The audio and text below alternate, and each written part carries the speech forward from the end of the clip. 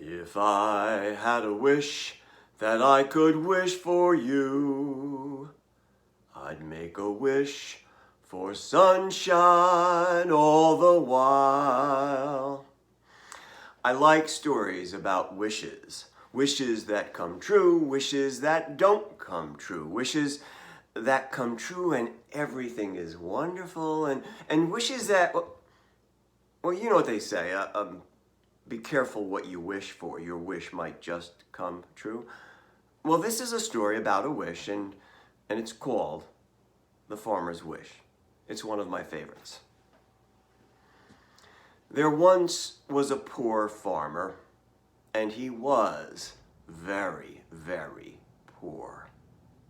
But as poor as he was, that's how happy he was. And he was so very happy because he lived with his mother and his father. And he loved his mother. He loved his father. And he lived with his new bride. Oh, and he loved his new bride more than anything else in this world. But as happy as he was, that's how unhappy everyone else in his family was. His father was so unhappy because they were poor.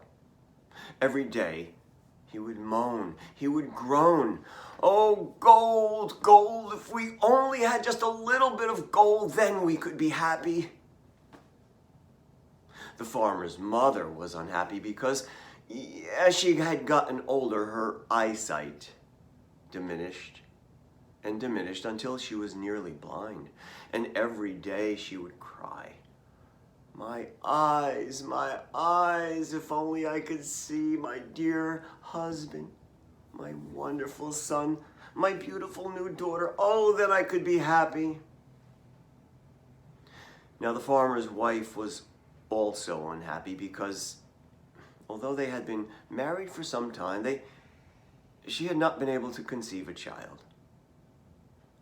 And the child was the one thing in the world that she wanted more than anything. And every day she would sigh and pine. "Oh, a child, a dear babe to hold. If we only had a baby, then we would be a true family."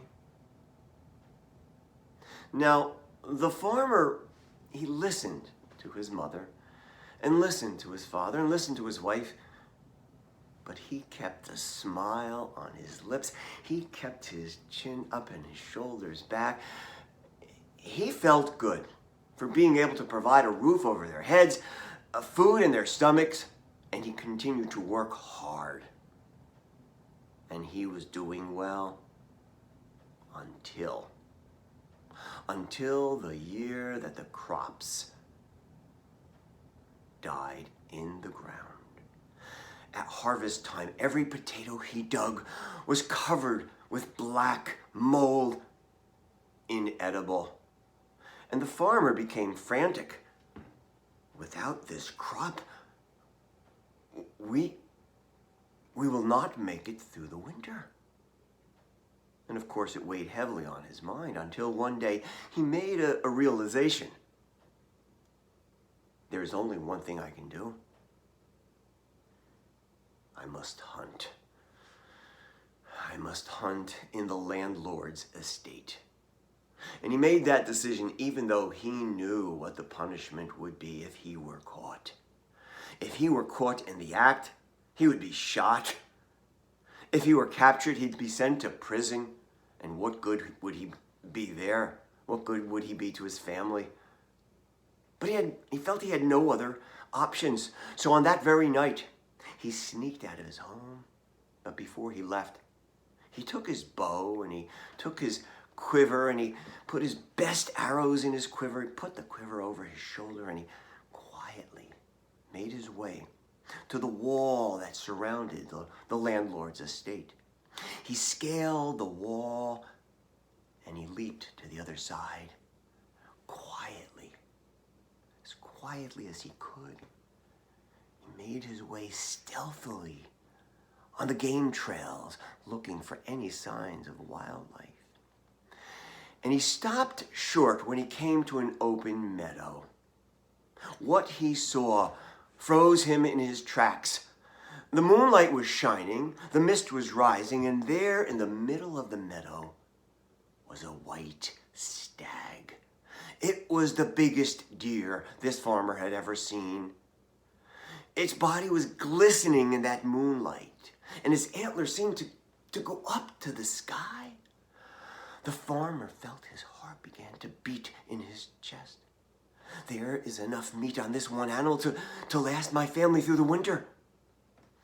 Slowly, very slowly, the farmer chose his best arrow, pulled it from his quiver, knocked it onto his bow, and he pulled his drawstring back and raised his bow, and he aimed it at the place that would bring certain death to this creature. Oh, this is going to be an easy shot. He was just ready to release his fingers and send certain death to this animal, when the animal turned, snorted, opened his mouth, and spoke to the farmer. "Man, you have come to shoot me, to kill me, but know this. I am one of the last of my kind. If you kill me, there may be no more of me." Well, the farmer heard the stag's words, and he froze, and suddenly his hand began to shake, and then he lowered his bow. He could not bring himself to kill this creature.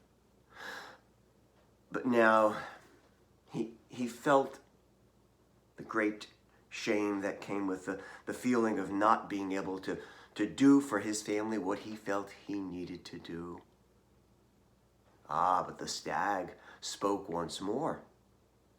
"Man, you have shown yourself to be one of the rare kind of your species, one with character, and for this you shall be rewarded. Come here to this very spot tomorrow at this time, and I will grant you one wish." Well, the farmer blinked, and the deer was gone. Did I just imagine this? Was this a dream? Is it the hunger from my stomach that... Well, he wasn't sure, but he decided to go home. He walked to the wall, climbed over, went back to his home, and he got under his covers, but he could not sleep. He tossed, he turned, he tossed, and the next day as he went about his work, that's all he could think about. Did I imagine this? Was this a dream? Am I going crazy? And he decided to confide in his father. "Father, I have something to tell you. Please listen to me." And he told his father the story. And as he told his father's eyes got wider and wider. And suddenly he grabbed his son by the arm. My son, this is a true story. I have heard about the white stag. He is a magical creature." Now the farmer was taken aback. He expected his father to say, "Oh, my son, you're working too hard. Please lie down and rest." No. The father was excited. "My son, you must go back tonight and ask for gold. Promise me you will. Promise me." And the farmer, "Yes, Father, I will." Well, now the farmer just continued his work, but later that day, as he was sitting at the kitchen table, he decided to talk with his mother. He had always trusted his mother's opinion. "Mother, I have something to tell you. Please listen and advise me."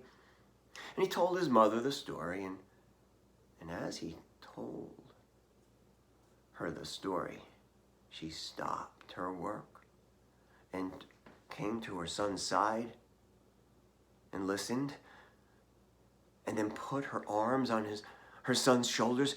"My son, I have heard this story of the great white stag from my mother and her mother before her and her mother before her.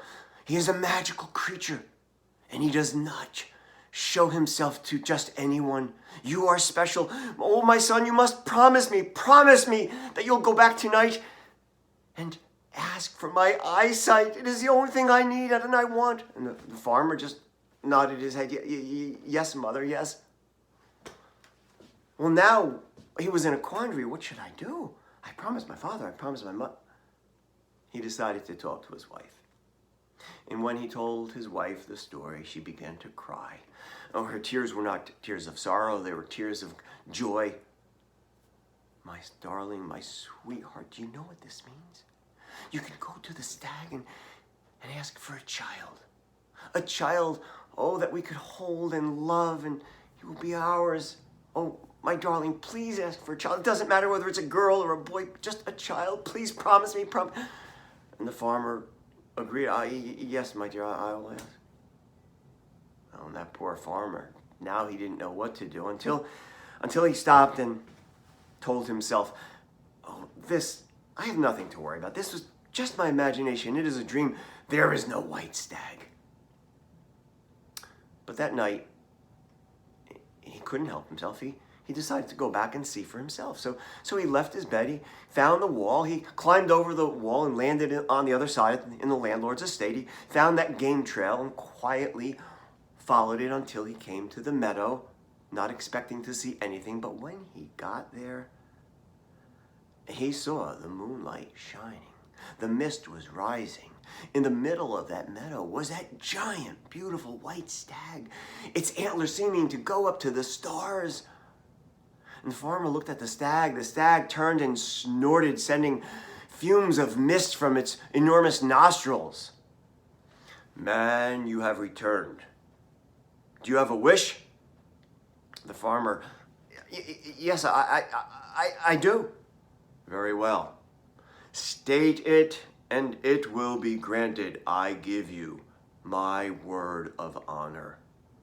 Well, the farmer, he took a deep breath. I wish